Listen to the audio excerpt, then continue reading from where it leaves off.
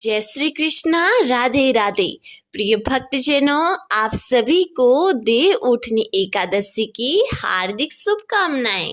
आज कार्तिक मास के शुक्ल पक्ष की एकादशी तिथि है। इसे देव उठनी एकादशी या देव प्रबोधिनी एकादशी के नाम से भी जाना जाता है। पौराणिक मान्यताओं के अनुसार इस दिन भगवान विष्णु जो क्षीर सागर में सोए हुए थे, 4 माह उपरांत जागे थे। विष्णु के शयन काल के 4 मासों में वैवाहिक मांगलिक कार्यों का आयोजन करना निषेध है। हरि के जागने के बाद से ही सभी मांगलिक कार्य शुरू किए जाते हैं।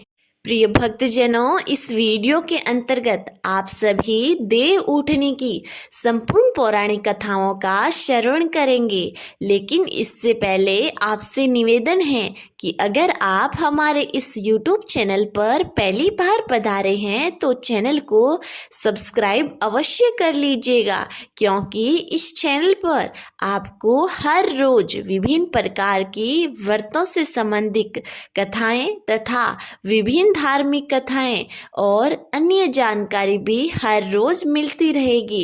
इसलिए चैनल को सब्सक्राइब अवश्य कीजिएगा। प्रिय भक्तजनों, अब श्रवण कीजिए देव उठनी एकादशी की कथा का। एक राजा के राज्य में सभी लोग एकादशी का व्रत रखते थे। प्रजा तथा नौकर चाकर से लेकर पशुओं तक को एकादशी के दिन अन्न नहीं दिया जाता था। एक दिन किसी दूसरे राज्य का एक व्यक्ति राजा के पास आकर बोला, महाराज, कृपा करके मुझे नौकरी पर रख लो। तब राजा ने उसके सामने एक शर्त रखी, ठीक है, रख लेता हूँ, किंतु रोज तो तुम्हें खाना को सब कुछ मिलेगा, लेकिन एकादशी के दिन फलाहार करना पड़ेगा। जब एकादशी के दिन उसे फलाहार का सामान दिया गया तो वह राजा के सामने जाकर गिड़गिड़ाने लगा, महाराज, इससे मेरा पेट नहीं भरेगा, मैं भूख से मर जाऊंगा, मुझे अन्न दे दो। राजा ने उसे शर्त की बात याद दिलाई, लेकिन वह अन्न छोड़ने के लिए राजी नहीं हुआ। तब राजा ने उसे आटा, दाल, चावल आदि दिए। वह नित्य की तरह नदी पर पहुंचा और स्नान करके भोजन बनाने लगा। जब भोजन बन गया तो वह भगवान को बुलाने लगा, आओ भगवान, भोजन तैयार है। बुलाने पर पीताम्बर धारण किए हुए भगवान चतुर्भुज रूप में आ पहुंचे तथा प्रेम से उसके साथ भोजन करने लगे। भोजन अनादि करके भगवान अंतर्ध्यान हो गए तथा वह अपने काम पर चला गया। 15 दिन बाद अगली एकादशी को वह राजा से कहने लगा कि महाराज, मुझे दुगुना सामान दीजिए। उस दिन तो भूखा ही रह गया। राजा ने कारण पूछा तो उसने बताया कि हमारे साथ भगवान भी भोजन करते हैं, इसलिए हम दोनों के लिए ये सामान पूरा नहीं है। यह सुनकर राजा को बड़ा ही आश्चर्य हुआ। वह बोला, मैं नहीं मान सकता कि भगवान तुम्हारे साथ खाते हैं। मैं तो इतना व्रत रखता हूँ, पूजा करता हूँ, लेकिन भगवान ने मुझे कभी दर्शन नहीं दिए। राजा की बात सुनकर बोला, महाराज, यदि विश्वास नहीं हो तो साथ चलकर देख लें। राजा का एक पेड़ के पीछे बैठकर देखने लगे।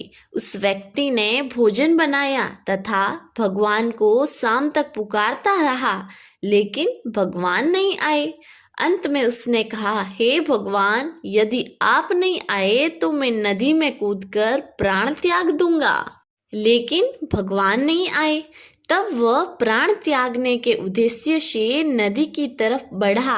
प्राण त्यागने का उसका दृढ़ इरादा जान शीघ्र ही भगवान प्रकट होकर उसे रोक लिया और साथ बैठकर भोजन करने लगे। खा पीकर वे उसे अपने विमान में बैठाकर अपने धाम में ले गए। यह देखकर राजा ने सोचा कि व्रत उपवास से तब तक कोई फायदा नहीं होता जब तक मन शुद्ध न हो। इससे राजा को ज्ञान मिला, वह भी शुद्ध मन से व्रत उपवास करने लगा और अंत में स्वर्ग को प्राप्त हुए। प्रिय भक्तजनों, अब श्रवण कीजिए देव उठनी एकादशी की दूसरी व्रत कथा का। प्राचीन काल में एक राजा था। उसके राज्य में प्रजा सुखी थी। उसके राज्य में एकादशी को कोई भी अन्न नहीं बेचता था, सभी फलाहार करते थे। एक बार भगवान ने राजा की परीक्षा लेनी चाही। भगवान ने एक सुंदरी का रूप धारण किया तथा सड़क पर बैठ गए। तभी राजा उधर से निकला और सुंदरी को देखकर चकित रह गए। उसने पूछा, हे सुंदरी, तुम कौन हो और इस तरह यहाँ क्यों बैठी हो? तब सुंदर स्त्री बने भगवान बोले, मैं निराशारित हूँ। नगर में मेरा कोई जान पहचान नहीं है, किससे सहायता मांगू? राजा ने उसके रूप पर मोहित हो गए और बोले, तुम मेरे महल में चलकर मेरी रानी बनकर रहो। सुंदरी बोली, मैं तुम्हारी बात नहीं मानूंगी, लेकिन तुम्हें राज्य का अधिकार मुझे सौंपना होगा। राज्य पर पूर्ण अधिकार होगा। मैं जो भी बनाऊंगी तुम्हें खाना होगा। राजा उसके रूप पर मोहित था, अतः उसने अपनी शर्त स्वीकार कर ली। अगले दिन एकादशी थी। रानी ने हुक्म दिया कि बाजारों में अन्य दिनों की तरह अन्न बेचा जाना चाहिए। उसने घर में मांस मछली आदि पकवाए तथा परोसकर राजा से खाने को कहा। यह सब देखकर राजा बोला, रानी, आज एकादशी है, मैं तो केवल फलहार ही करूँगा। तब रानी ने शर्त की याद दिलवाई और बोली, या तो खाना खाओ, नहीं तो मैं बड़े राजकुमार का सिर काट लूंगी। राजा अपनी स्थिति बड़ी रानी से कही तो वह बोली, महाराज, धर्म मत छोड़ो, बड़े राजकुमार का सिर दे दो।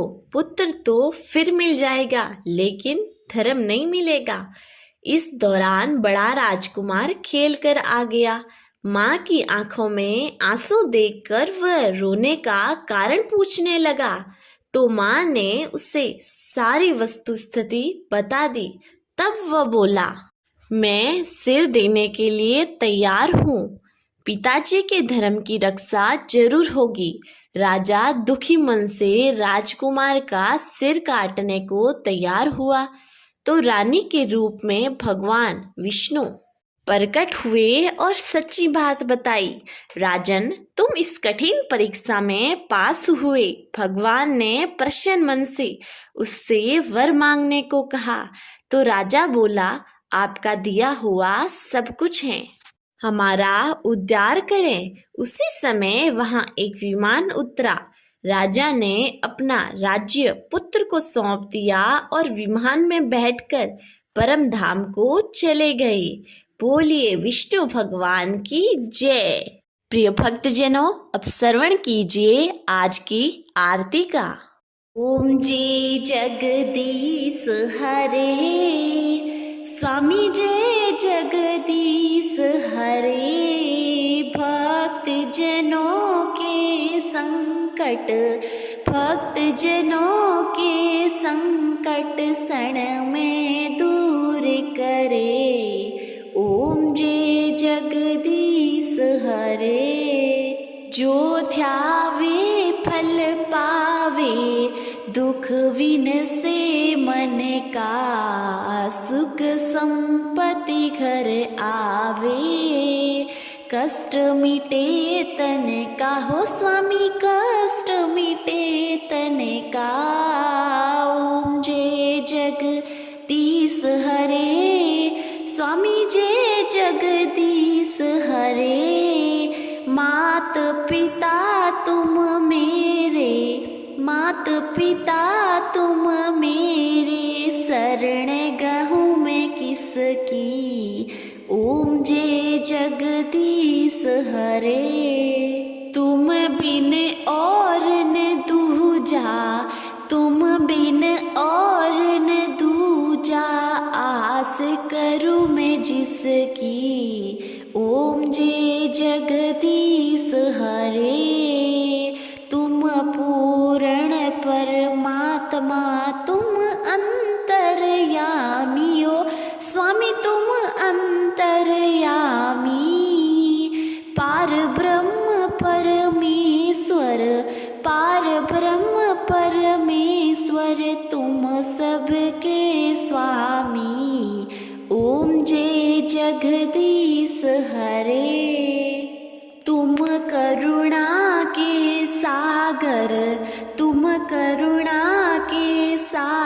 हरे तुम पालन करता, ओ स्वामी तुम पालन करता।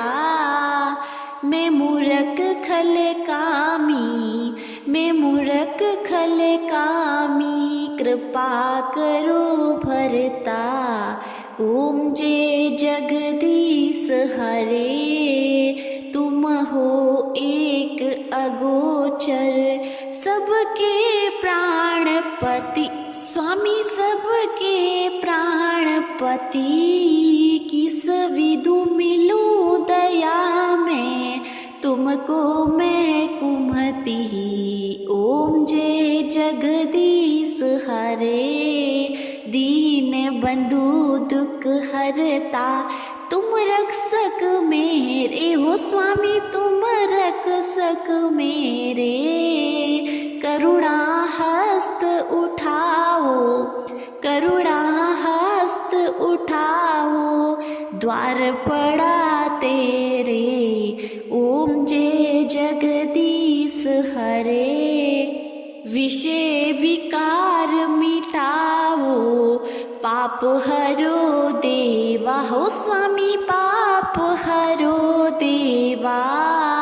श्रद्धा भक्ति बढ़ाओ, श्रद्धा भक्ति बढ़ाओ, संतन की सेवा। ओम जय जगदीश हरे, श्री जगदीश जी की आरती जो कोई नर गाए, ओ सही में जो कोई नर गावे। कहत शिवानंद स्वामी, कहत शिवानंद स्वामी, सुख संपत्ति पावे। ओम जय जगदीश हरे, ओ स्वामी